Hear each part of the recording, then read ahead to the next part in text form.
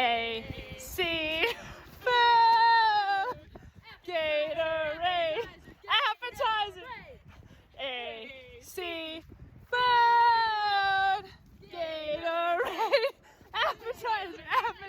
Hi, I'm Carrie. And I'm Molly. And you're listening to the Two Sisters on Adventures podcast. We finally made it to the last day of our time on the Copper Ridge Loop, which honestly was probably the least crazy, chaotic day of them all, I'd say, which you would hope for a day that's only 5.5 miles. But I do remember on this morning when we woke up, it was so hot out. Like, I think we said, it's only 5.5 miles, so like we got into camp late, we can kind of hang out in our tents, but I feel like we didn't make it in our tents till much past 7 because like it honestly was as though you were in an oven with the rain fly on. You're just like baking, and I was in my sleeping bag, of course. So then I was just like, I was not having a good time. And I think Rachel was the first one to just give up and say, I'm getting up. And then inevitably, it's hot. We're basically in that oven like Carrie described. But then all of these hornets got trapped underneath our rain fly. So then they were just like bouncing between the rain fly and the tent. And so then you just be like, well, when do I even time my exit from the tent? Because if I unzip the fly, I might just be inundated with hornets or something. So it was like kind of this weird, like hot morning with bugs surrounding us. But we also knew that we were going to be getting closer and closer to AC as the day went on. So we were pretty excited about that. And I can't remember if we mentioned this in our last episode, but there were 3 campsites there. And at first we were the only people there at 9:20 when we rolled in, 9:18 or 8:18. It was one of the two. It was 9:18. Okay. And it was kind of funny because we were the only people there and we were like, wow, there's just not many people out here. But then of course somebody else who had been, I don't remember what he was doing. I think he had some climbing gear. So he must have been climbing something, but he didn't roll in until probably like 10 o'clock or 10:30. And I think in the morning he just gave up on everything and wanted to get out of there as fast as he could. And so he did. He was just gone like before we were even out of our tent, which good for him. So anyway, we baked in our tents for a little while and then braved the weird hornet situation that we had created to get up and say, okay, it's time to make ourselves some breakfast and get this day going. But referencing the person that was a climber, I think that we realized then that night that, every person we've met on this trail seems like they're in a pain cave of their own.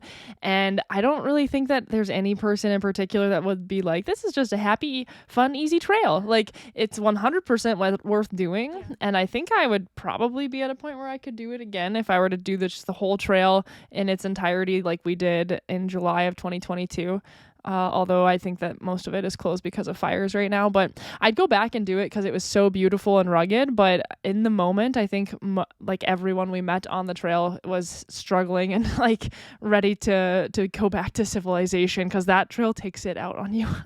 It was funny because I actually Googled the Copper Ridge Loop recently, and I was reading this article that someone had written for like the Seattle Times or something several years ago, and it was just like this ode to suffering. And they hadn't done up to Tapto Lakes, but they had done the Copper Ridge Loop, and they'd gone the opposite direction that we had, so they'd had to go up the Copper Ridge.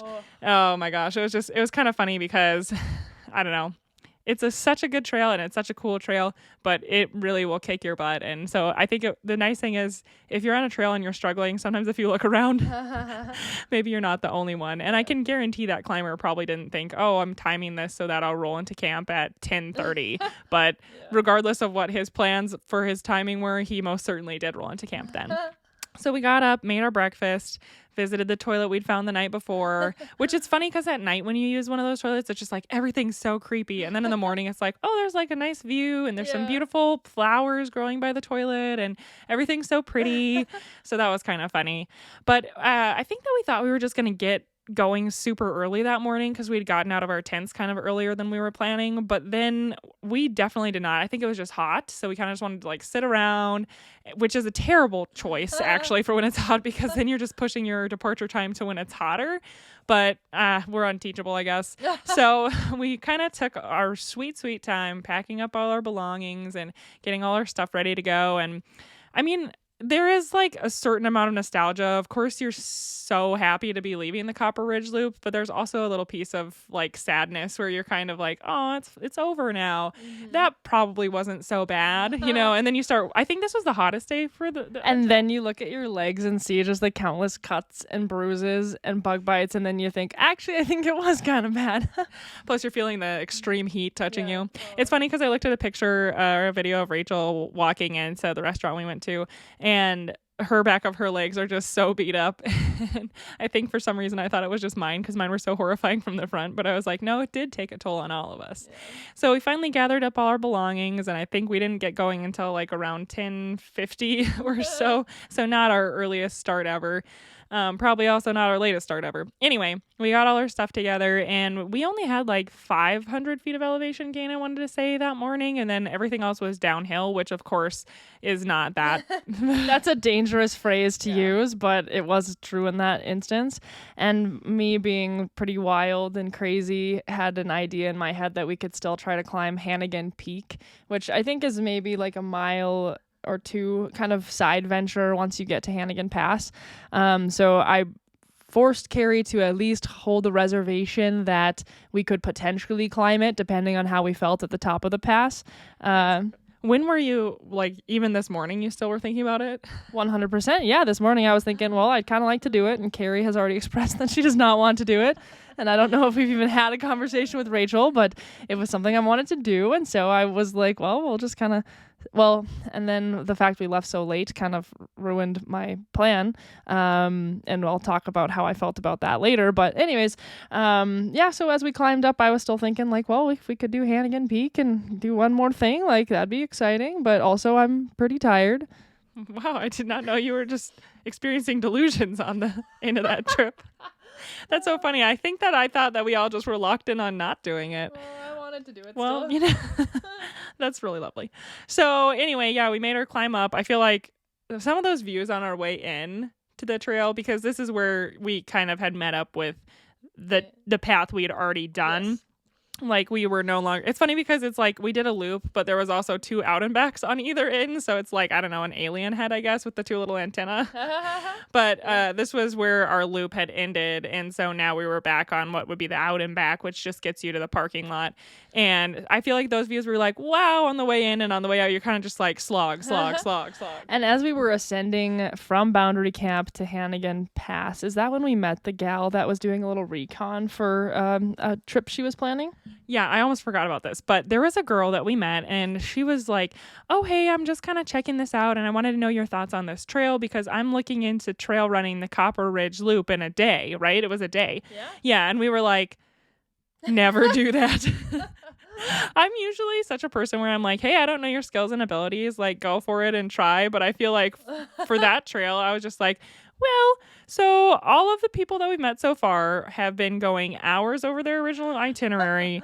I was just basically like, I mean, go ahead and do whatever you want, but I would never recommend that. And none of this trail is easy, and just bring some sort of a shelter or a bivvy and bring food for multiple days and bring like a water filter, and just know that like, I honestly, the Copper Ridge Loop is hard. Which, I mean, I would now have to Google and just see, has anyone done it in a day? I'm sure someone out there can or has, but it is a wild challenge. So if someone wants to attempt it, go for it, but make sure that Carrie says no. But I don't know, like, what kind of a race you'd compare it to even. Yeah, I don't know, because it's interesting. You see like ultra runners, and I feel a lot of them do like maintain trails. Yeah. Not that they do like nice trails, but like running around Rainier in a day. Yeah, I don't think you have to do route finding like you. Yeah, if you end up getting lost and bushwhacking for a couple miles, that can really derail your itinerary. And it would still be like 50-ish miles, right? Or how many miles would it be? Because without Taptoe tagged on, I think it is something around 50 miles. Okay, my eyes are pretty big right now. Yeah. And there's like, you couldn't have any aid stations. You'd have to be totally self-supported because like at least Rainier, there's parking lots like every 30 miles. I don't know. I'm sure somebody could do it, but I don't think anyone should.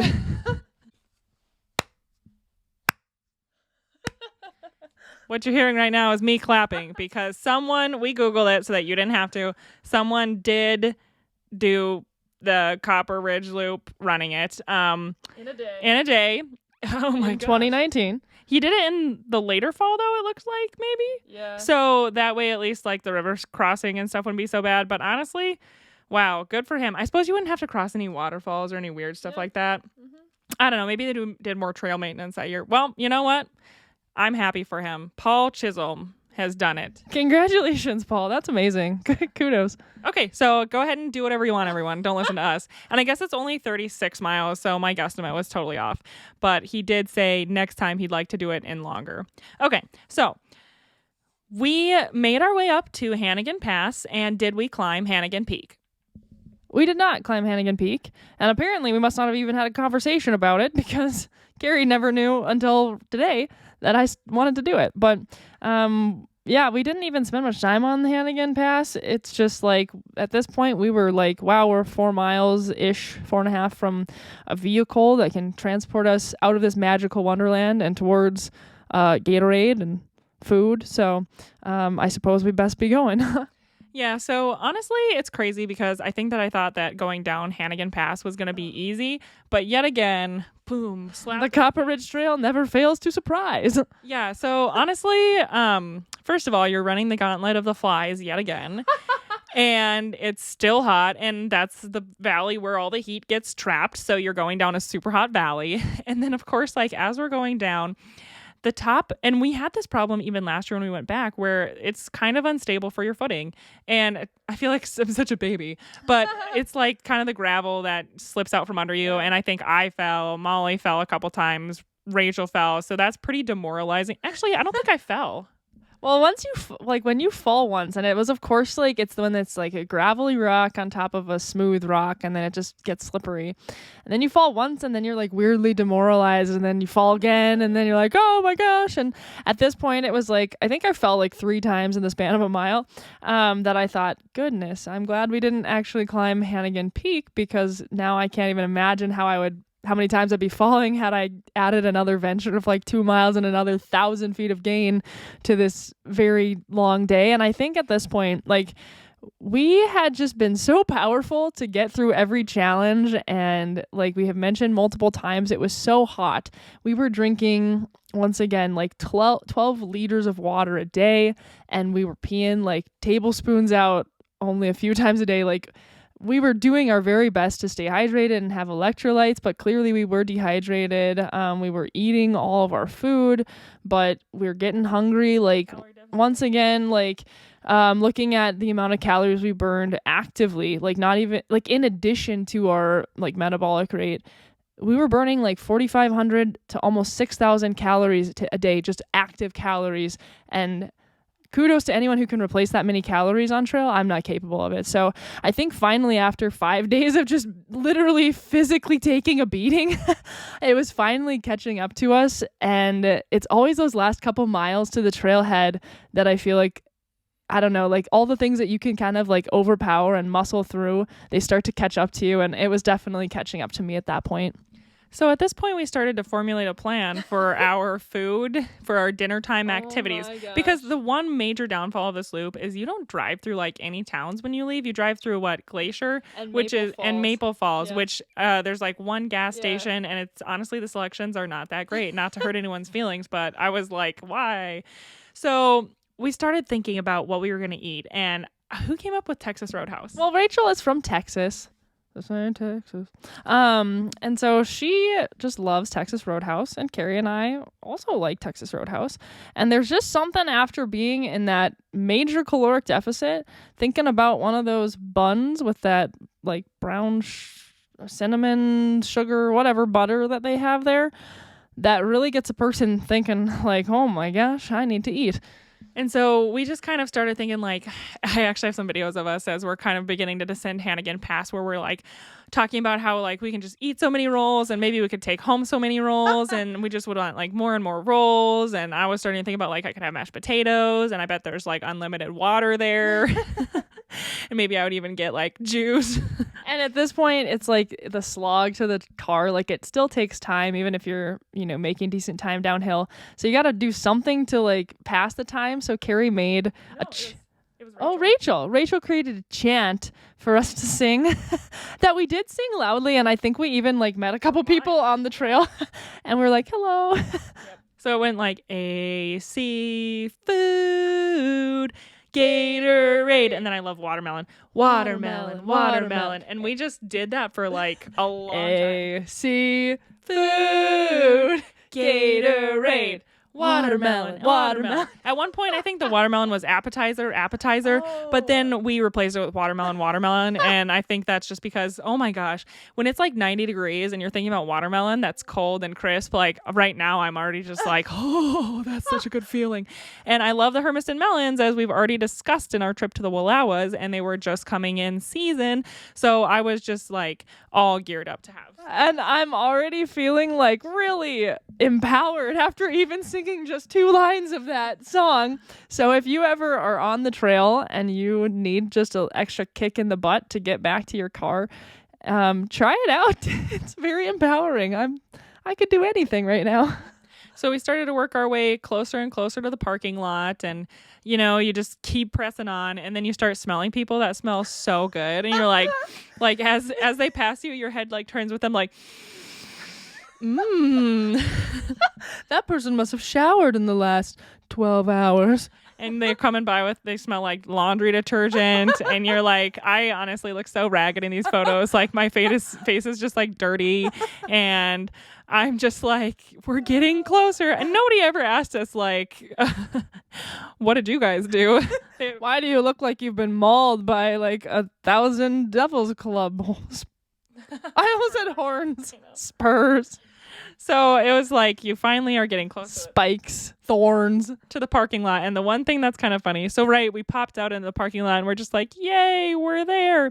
But the one funny piece is the parking lot actually isn't attached to where you park anymore, because of course, the river at some point when there was a lot of melting rushed and like cut a huge it eroded it out. Yeah, there's like this huge embankment in between where you are and like the trailhead signage and where your car is, and also there's a toilet. So then I feel like we had to do a discussion of like, do we want to use the like take off our packs, use the bathroom, and they have a really nice bathroom at that trailhead, honestly, which is amazing.